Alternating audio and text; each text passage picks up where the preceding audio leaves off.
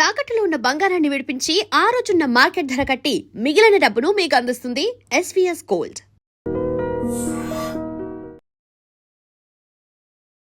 శ్రీమాత్రే నమః. శ్రీ గురుభ్యో నమః. పరాభవనామ సంవత్సరంలో ద్వాదశ రాశుల వారికి కూడా ఎలా ఉండబోతుంది, వారి యొక్క ఆదాయము, వ్యయము, రాజ్యపూజ్యము, అవమానము, వీటి గురించి సంక్షిప్తంగా తెలుసుకునే ప్రయత్నం చేద్దాం. తదుపరి ధనుస్సు రాశి. ధనుసు రాశి వారికి సంబంధించి ఆదాయం 14, వ్యయం 11, రాజ్యపూజ్యం 5, అవమానం 6.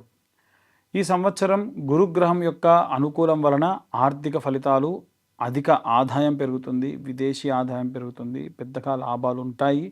వాటితో పాటు యాత్రలకు సంబంధించి ఖర్చులు పెరగవచ్చు, ధార్మికమైన కార్యక్రమాల్లో ఖర్చులు పెరగవచ్చు, పిల్లలకు సంబంధించిన చదువు గురించి ఎక్కువగా డబ్బులు ఖర్చు అవ్వచ్చు. అయినా సరే సేవింగ్స్ వల్ల వీరు మంచి అద్భుతమైనటువంటి సేవింగ్స్ సాధిస్తారు.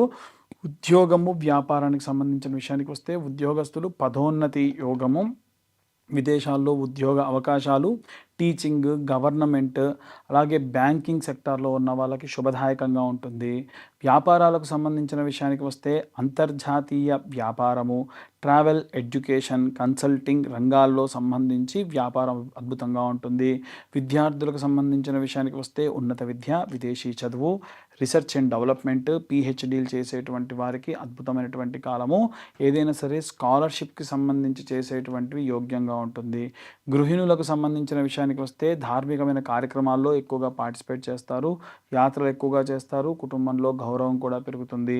చేతి వృత్తులకు సంబంధించిన విషయానికి వస్తే కనుక గురు అనుగ్రహంతో క్రమంగా ఎదుగుదల అనేటువంటిది విద్యార్థుల్లో ఉంటుంది. సంప్రదాయ వృత్తులకు సంబంధించి శుభంగా ఉంటుంది. రాజకీయ నాయకులకు సంబంధించిన విషయానికి వస్తే ప్రసంగాలు చేసేటప్పుడు నైపుణ్యంతో ప్రసంగాలు చేస్తారు, ప్రజాదరణ కూడా పెరుగుతుంది. అలాగే సభలు, సమావేశాలు ఎక్కువగా పార్టిసిపేట్ అవుతారు, జ్ఞానంతో జనులందరినీ కూడా ఆకట్టుకుంటారు.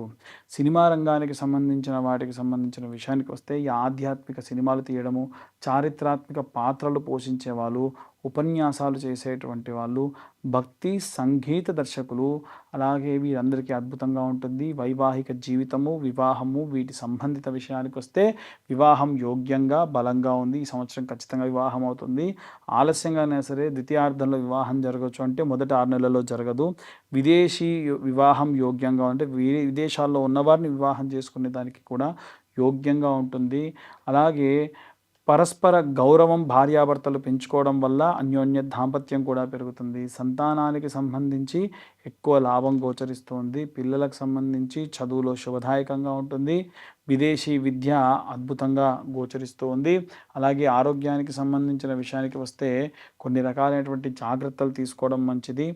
అలాగే తలనొప్పులు ఎక్కువగా అవ్వడము, తొడ, నడుము కింది భాగంలో నొప్పులు ఎక్కువ అవ్వడము, అలాగే బరువు పెరగడము, లివర్ సమస్యలు పెరగడం లాంటివి కూడా వచ్చే అవకాశం ఉంది. వీటి పరంగా జాగ్రత్త వహించండి. ఈ చిన్న ఆరోగ్య సమస్య వచ్చినా అస్సలు నెగ్లెక్ట్ చేయకండి. ఆహారానికి సంబంధించి కూడా నూనె పదార్థాలు, ఫ్రైడ్ పదార్థాలు తగ్గించుకోవడం మంచిది. ధనుస్సు రాశి వారికి సంబంధించి గోచార రీత్యా గురు గోచారంలో అత్యంత శుభంగా ఉంది. విద్యాభివృద్ధి, సంతాన లాభము, ధన యోగము, గౌరవం పెరుగుతుంది. గురువు మహా అనుగ్రహంతో ఇవన్నీ కూడా అద్భుతంగా గోచరిస్తూ ఉన్నాయి. శని గోచారంలో భాగంగా కుటుంబంలో ప్రేమ, ఇంటి బాధ్యతలు పెరగడము, ఆర్థిక ప్లానింగు, పెద్దల సేవ, లాభము, పరిపక్వత, స్థిరత్వము, ఇవన్నీ కూడా పెరిగే అవకాశం ఉంది. రాహు గోచారంలో భాగంగా విదేశీ యోగము, విదేశాల్లో ఉద్యోగము, విదేశీ యాత్రలు, అలాగే డిజిటల్ అవకాశాలు కూడా ఎక్కువగా పెరిగే అవకాశం ఉంది. జాగ్రత్త వహించాల్సినటువంటి విషయాలు ఏంటంటే మిమ్మల్ని డిజిటల్ పరమైనటువంటి మోసాలు చేసే వాళ్ళు ఎక్కువగా ఉంటారు. కేతు గోచార రీత్యా చూసుకుంటే ఆధ్యాత్మికమైనటువంటి విషయాల్లో యోగాలు చేయడము, ధ్యానం చేయడము ఆసక్తి పెరుగుతుంది. అలాగే త్యాగభావన ఎక్కువగా పెరుగుతుంది, ఎక్కువ సన్యాసత్వం పెరుగుతూ ఉంటుంది లోపల. గురు ప్రభావం వలన గురు అధిపతిగా ఉన్న కారణం చేత వీరికి అత్యంత శుభమైనటువంటి విషయాలు ఏంటంటే జ్ఞానం, గౌరవం, ధర్మం, ఈ 3 పెరుగుతాయి. వీరికి కొద్దిగా నష్టం ఏదన్నా ఉంది అంటే అతిగా ఆశావాదము, అతిగా మాట్లాడడం లాంటివి మాత్రమే పరిగణలోకి తీసుకోవాలి. వీరికి మార్చి నుండి జూలై ప్రాంతం వరకు శుభ ప్రారంభంగా ఉంటుంది. విద్యా ఉద్యోగంలో శుభంగా ఉంటుంది. జూలై నుండి సెప్టెంబర్ వరకు కూడా ప్రమోషను, వివాహ యోగ్యము అధికంగా ఉంటుంది. సెప్టెంబర్ నుండి కూడా మనకు డిసెంబర్ వరకు చూసుకుంటే విదేశీ యోగము, ధనలాభం కనిపిస్తుంది. డిసెంబర్ నుంచి మార్చి వరకు కూడా చూసుకుంటే ఆరోగ్యంలో జాగ్రత్త వహించడం మంచిది. కుటుంబ బాధ్యతలు కూడా పెరుగుతాయి. ధనుస్సు రాశి వారికి సంబంధించి శాంతి పరిహారాల విషయానికి వస్తే కనుక దక్షిణామూర్తి యొక్క పూజ చేసుకోవడము, మేధా దక్షిణామూర్తి స్తోత్రం చదవడము, దత్తాత్రేయ స్వామి మంత్రాన్ని చదవడము, అలాగే ఈ యొక్క గురుగ్రహానికి సంబంధించి విశేషమైన పూజలు చేయడము, మీకు గురువులు ఎవరు ఉంటే వాళ్ళకు పూజలు చేయడం కూడా మంచిది. గురువారము మీద దక్షిణామూర్తికి సంబంధించిన పూజ చేయడము, గురుగ్రహ శాంతి హోమం చేయించడము, గురు గాయత్రి జపం చేయడం చాలా మంచిది. ఏవైనా దానాలు చేయాలి అని అంటే పసుపు వర్ణంలో ఉన్నటువంటివి, గోల్డ్ కలర్లో ఉన్నటువంటి దానాలు చేయడం మంచిది. అలాగే శనగలు దానం చేయడం మంచిది. పుస్తక దానం చేయడం మంచిది. విద్యార్థులకు సహాయం చేయడం మంచిది. అలాగే శుభ వర్ణాల విషయానికి వస్తే కూడా గోల్డ్, పసుపు వర్ణాలు చాలా మంచిది. లైట్ ఆరెంజ్ కలర్లో ఉన్నటువంటివి కూడా చాలా అద్భుతమైనటువంటివి, మంచి అవకాశాలు ఇస్తాయి వీరికి. రత్నధారణ ఏది చేయాలి అని అంటే కనకపుష్యరాగం ధరించడము, అది కూడా తెలిసిన జ్యోతిష్యుల్ని కన్సల్ట్ చేసి ధరించడం మంచిది. అలాగే గురువారం నాడు గురువులకు సంబంధించి ఏదైనా సరే మంచి పూజ చేసుకోవాలి, గురువులను మర్యాదించాలి. ఎక్కడా కూడా గురువుల్ని దూషించినట్టు మాట్లాడకూడదు, అది చాలా చెడ్డది. అలాగే నూనె పదార్థాలు అధికంగా తీసుకోకుండా ఉంటే మంచిది. అహంకారపూరితంగా నాకే వచ్చు, నాకే తెలుసు అనేటువంటి తగ్గించుకుంటే మంచిది. మనకు ఎంత తెలిసినా ఇంకా మనకు తెలవాలనేటువంటి అందరిలా ఉండరు, సాధారణంగా చెబుతున్నాం. ఓవరాల్గా ధనుస్సు రాశి వారికి సంబంధించి ఈ సంవత్సరం అత్యంత శుభకరంగా ఉంది. గురు మహా అనుగ్రహం వీరియందు విశేషంగా ఉంది. అలాగే విదేశాలకు సంబంధించి యోగ్యంగా బలంగా ఉంది. ధార్మిక జీవనం ఈ సంవత్సరం పాటిస్తారు.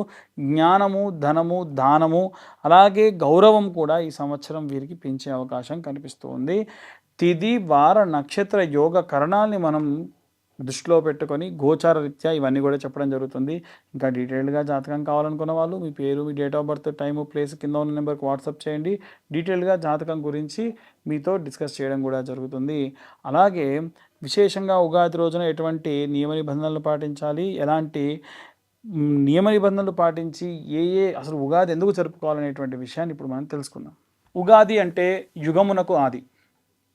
పూర్వము సోమకుడు అనేటువంటి రాక్షసుడు వేదాలన్నింటినీ తస్కరించి సముద్ర గర్భానికి వెళ్తే మత్స్యావతార రూపంలో స్వామివారు ఆ యొక్క సోమకుడిని సంహరించి ఆ వేదాలన్నింటినీ కూడా తీసుకెళ్ళి బ్రహ్మదేవుడికి అప్పగించి ఈ యొక్క సృష్టిని సృజించినటువంటి రోజే ఈరోజు. కాబట్టే యుగమునకు ఆది ఉగాది అంటారు. అంటే మనందరం కూడా పుట్టింది, మన మూలాలు పుట్టింది ఈరోజే. కాబట్టి మనందరి పుట్టినరోజు ఈరోజు. ఈ రోజున మనము తలకు నూనె పెట్టుకోవడము, నలుగు పెట్టుకోవడము, అభ్యంగన స్నానం చేయడము, కొత్త వస్త్రాలు ధరించడము, ఆ వస్త్రాలకు కాస్తంత పసుపు పెట్టుకొని దేవతల దగ్గర షడ్రుచులతో కూడినటువంటి పచ్చడిని నైవేద్యంగా పెట్టి మన సంకల్పాన్ని చెప్పి, మన రిజల్యూషన్ అంటారు కదా, అందరూ న్యూ ఇయర్ రిజల్యూషన్ ఏంటి, ఏం తీసుకుంటున్నారు, అసలు న్యూ ఇయర్ కానే కాదు. ఎందుకు అంటే అక్కడ ఏమీ మారదు. మనకు ఉగాది రోజునే అన్నీ మారుతాయి. ప్రకృతి మారుతుంది, ప్రకృతిలో వాసనలు మారుతాయి, ప్రకృతిలో పక్షుల యొక్క కిలకిల రావాలు మారుతాయి, వాతావరణంలో మార్పులు ఉంటాయి. కాబట్టి ఉగాది మన యొక్క అసలైనటువంటి న్యూ ఇయర్. కాబట్టి ఆ రోజున అందరూ కూడా నూతన సంవత్సర శుభాకాంక్షలు చెప్పుకోండి. ఇదంతా అయిన తర్వాతకి రాజదర్శనం చేయాలి. రాజు అంటే దేవుడే రాజు యొక్క రూపంలో ఉంటాడు అంటారు. ఇప్పుడు మనకు రాజులు దేవత రూపంలో లేరు కాబట్టి విశేషంగా శివకేశవుల యొక్క దర్శనం, అంటే దేవాలయానికి వెళ్ళి శివుడిని, విష్ణువుని దర్శించుకోవడం మంచిది. అలాగే ఈ యొక్క ఉగాది రోజున పంచాంగ శ్రవణాన్ని వినండి. ఇప్పుడు మనకు చెప్తున్నటువంటి పంచాంగ శ్రవణం అంతా కూడా మీరు మీ రాశికి సంబంధించి ఎలా ఉంది, ఈ సంవత్సరంలో ఏ టైం నుంచి ఏ టైం వరకు ఎలా ఉంది అనేటువంటి విషయాలు కూడా సంక్షిప్తంగా చెప్పేటువంటి ప్రయత్నం చేశాము.